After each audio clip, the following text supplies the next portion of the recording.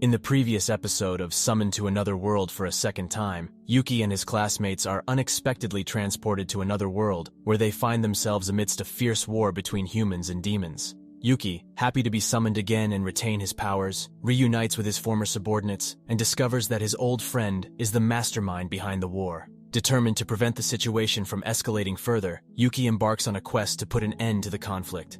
As Ruri listens in, her grandfather is in the midst of a heated argument with a customer who is interested in purchasing his valuable goods. Her grandfather is reluctant to sell his most prized craftsmanship to someone who doesn't understand its real value. However, the situation quickly changes when the adventurer throws a bag of gold coins onto the table. The grandfather emphatically states that a craftsman's pride is of utmost importance, but concedes that there are exceptions, and this was one of them. Shortly after, Ruri finds herself alone in the world after her grandfather's passing. With determination in her heart, Ruri sets out to fulfill the last job her grandfather left behind. Riding on a caravan through the dark of night, she listens to the eerie sounds of monsters lurking in the shadows. Suddenly, her horse panics and comes to an abrupt stop, refusing to obey her commands.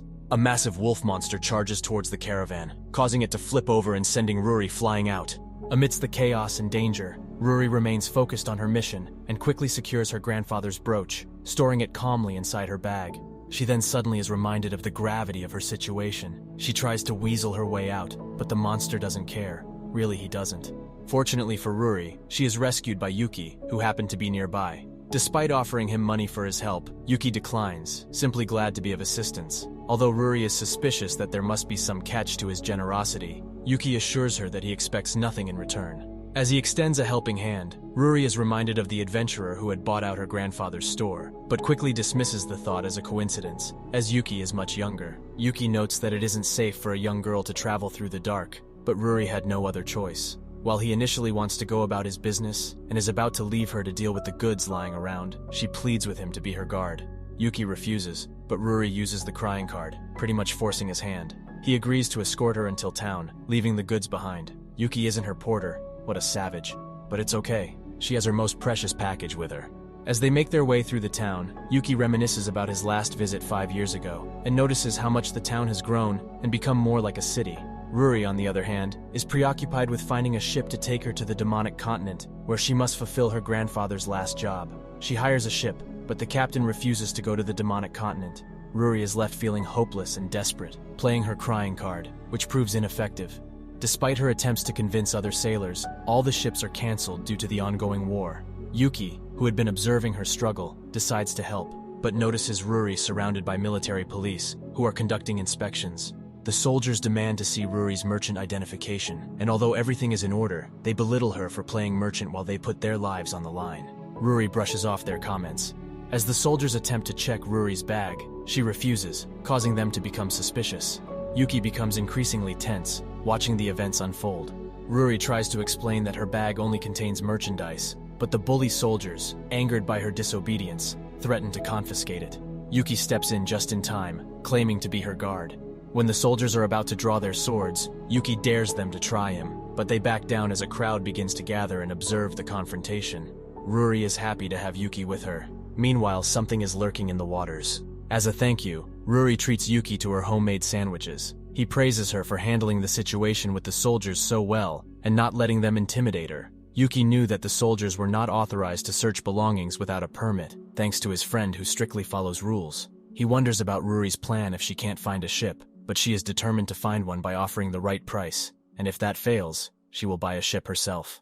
Feeling sympathetic towards Ruri, Yuki informs her that he is traveling to the demonic continent and offers to take her with him. Once again wondering how much that will set her back, he tells her not to worry about it. However, when Yuki suggests they start searching for an inn to stay for the night, Ruri suggests splitting the costs. She's unbelievable.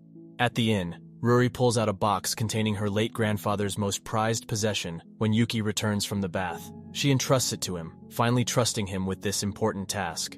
Ruri explains that the box contains her grandfather's last job, which he took on before passing away. He was a famous jeweler and renowned for his exceptional craftsmanship. He used to say that money is important, but pride is much more important.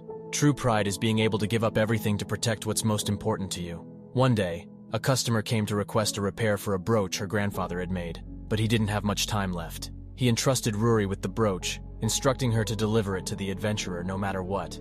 Yuki recognized the brooch immediately. While Ruri is about to take a bath, Yuki takes the box and promises to keep it safe. Ruri, feeling relieved, asks Yuki not to rob her while she is away. She is grateful that, thanks to Yuki, she will be able to fulfill her promise to her grandfather. Yuki carefully examines the brooch, confirming that it is the same one he had previously cast protection magic on and given to his friend. He hopes that nothing bad has happened to his friend and that he is safe. In the middle of the night, Yuki wakes up to the sound of soldiers barging into the inn. The soldiers accuse Yuki and Ruri of spying for the demons and demand to know their whereabouts. Despite their attempts to remain quiet, Yuki is prepared for them. He quickly comes up with a plan, informing Ruri that they need to leave earlier than planned. He jumps out of the inn with his never-faltering composure. The soldiers search the town, but Yuki is always one step ahead of them. Ruri is becoming a real annoyance at this point. Composure, my ass. Yuki eventually sets up a trap, and they manage to get away from the soldiers. However, their escape leads them to a dead end, leaving them with no way out.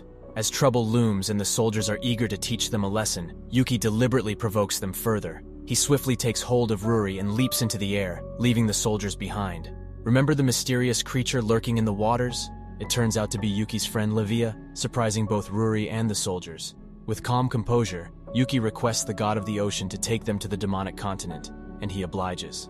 The soldiers are left in utter disbelief and agree to keep quiet about what just happened. Ruri is still confused as to who Yuki really is, but once she sees the demonic continent, it doesn't matter. She's keeping her priorities straight. They've finally reached their destination. Thank you for watching. Subscribe for more videos like this.